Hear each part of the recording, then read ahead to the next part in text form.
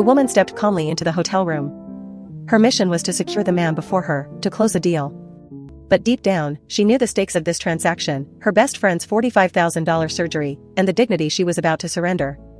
What she didn't know was that her target, just like her, was a pawn in a wealthy family's game, a disposable piece with no real say. The story began with an arranged marriage she couldn't refuse. Her stepmother, Susan, had ordered Madison to meet the heir of the Armani family.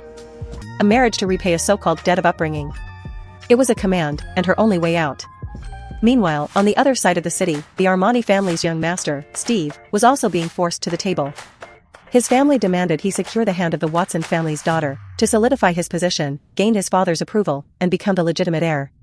He despised this manipulated life, but his relationship with his father had long frozen over, leaving him no room for refusal. Their first meeting, at a restaurant, was instantly tense. Steve sized up the woman before him and, based on experience, categorized her as just another vulgar gold digger. Madison, however, was struck by a dangerous allure beneath his rough exterior. She expertly ordered the most expensive item on the menu, the signature roasted duck. Since this was a transaction, she decided to at least eat well. Steve got straight to the point, declaring this nothing but a business arrangement between families. He personally had nothing to offer. Madison shot back that as long as he could pay the bill, that was fine. The conversation was filled with misunderstandings and probing. They eventually reached an absurd conclusion. Both families had sent their most insignificant members, the gardener and the maid, to fulfill this marriage alliance. The first round ended badly, a complete farce. But the noose of fate was tightening. Madison received a call from the hospital. Her best friend, Hannah, was critically ill and needed immediate surgery. The cost, $45,000. Her stepmother, Susan, had coldly stopped all payments for Hannah's medical care. She laid out Madison's only option, marry Steve.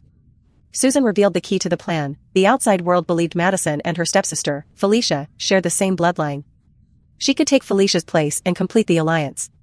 If she succeeded, the Armani family would pay for Hannah's life-saving surgery.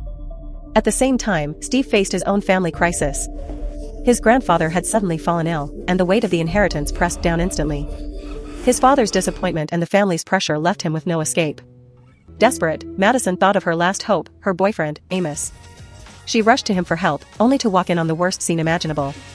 Amos was in bed with her stepsister, Felicia. Trust, love, her last shred of hope, shattered in that moment. She finally understood she was completely alone, standing on the edge of the cliff. Madison wiped her tears. There was no way back. She went to the Armani estate, just in time to see Steve's grandfather being carried away on a stretcher.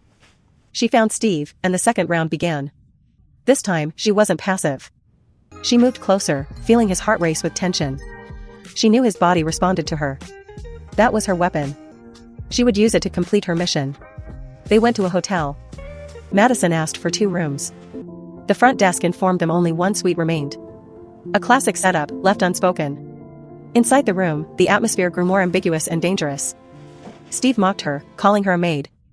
She struck back at his sore spot, the suffocating family that controlled him. As they stood at an impasse, Madison made her riskiest move yet. She called for room service. Then, using the excuse of cleaning his clothes, she commanded Steve to take off his shirt. She knew it then, this transaction, her dignity traded for a life, was a path of no return. The sacrifice began now.